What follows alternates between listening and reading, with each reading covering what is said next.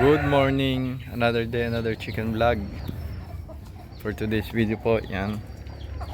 Time check tayo, alas 6:20 ng umaga.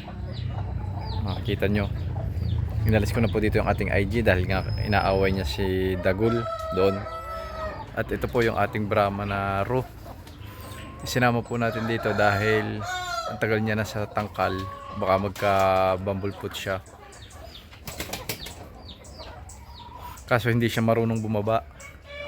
Ako rin ang naglagay diyan kahapon sa sa perch niya dito. Yan. Hindi siya makababa dahil first time niya sa ganyang kataas na hapunan.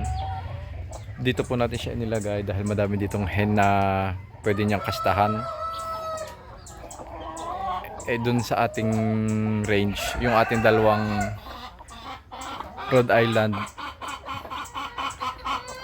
ayun po ay babago pa lang nakaka-recover sa pagmumolt. Hindi pa rin naman sila pwedeng i-breed.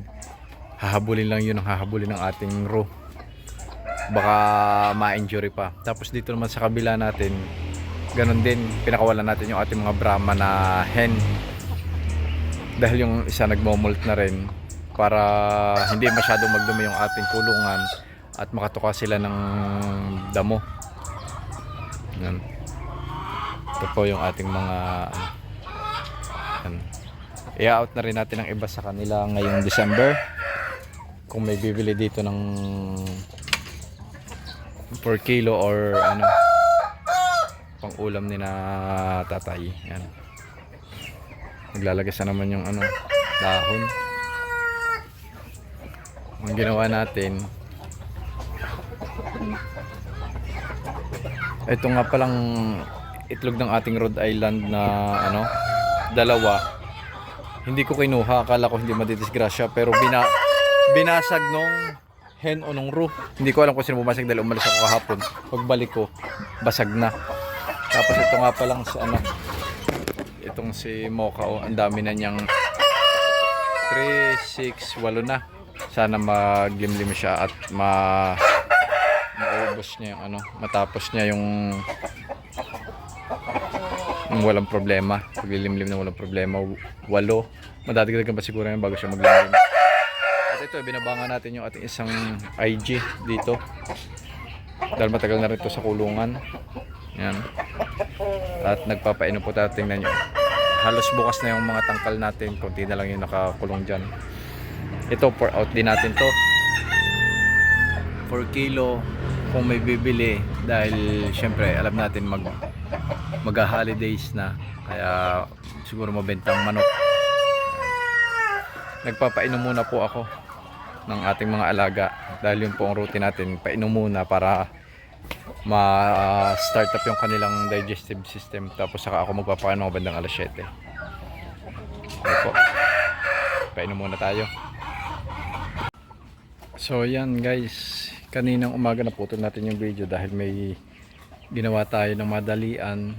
Tapos may tumawag sa atin na kaibigan natin, si Sir, na 3 beses nang bumili dito sa atin.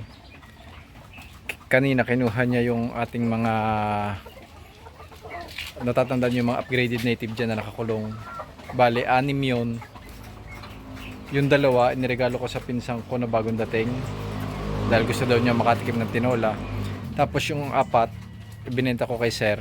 3 lang yung pinabayadan ko, 3 pullets. Tapos yung isang stag nilibre na natin sa kanya dahil lagi naman siya bumabalik dito. Tapos pinareserve niya itong kapatid ni Ringo na ating, yan, makita nyo, yan yung magkasama, yung ating ding hen na gustuhan ni Sir. Hindi tayo nakahindi dahil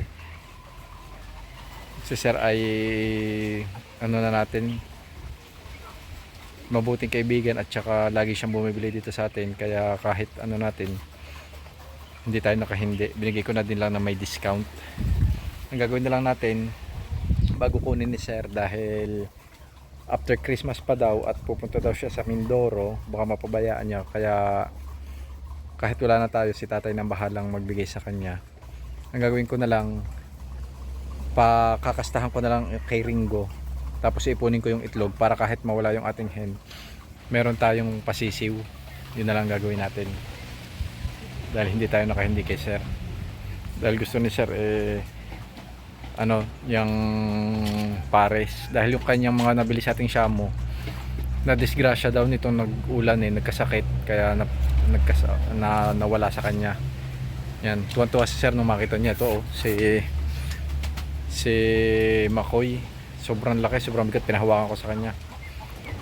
Ang problema lang natin talaga dito sa ating manukan, pagka may mga bumibili na pumapasok dito sa ating backyard, nagwawala yung ating mga manok dahil sanay sila na ako lang ang nakikita.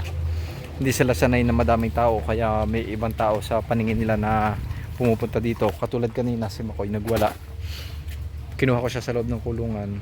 Nakataka siya. First time na tumakas siya dahil lipad siya ng lipad. Akala ko nga mababalian. Nakawala siya dito. Hinabol ko pa hanggang doon.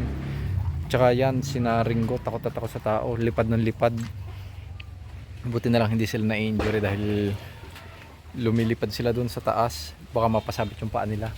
Yun ang problema natin dito guys. Pagka may mga gustong bumisita, takot yung ating mga manok. Nai-stress sila. Lipadan tapos putak ng putak yung mga manok, nag-iingay tapos hindi sila mapakali. So yun, tsaka yung ating another update, inalis na nga po pala natin dito yung ating pair na Rhode Island. Tapos ito, inihiwalay na natin yung mga Brahma na pulet. Hiniwalay na natin, inilagay natin dito sa likuran dahil binubuli na ng mga stag yung ating mga pulit. Tinutukan na nila yung buntot. Yan. At ito nga pala yung ating isinama na natin dito. Yan tinutukan nila yung mga mapapansin yung mga buntot tanggal-tanggal. Tinutukan ng mga stag natin. Kaya inalis na natin. Itong atin naman dalawang showtop na Rhode Island, nilipat natin dito. Yan. Tapos yan, nilagay natin ng pugad pabahay. Yun, may isa ng itlog. Yan. So yun, nabawasan na naman ang ating mga alaga. Kumita naman tayo pang bili na rin ng patuka. Tsaka yan, halos bakante na yung ating mga kulungan. Si Makoy hindi pa rin tapos ng ng pagbumol.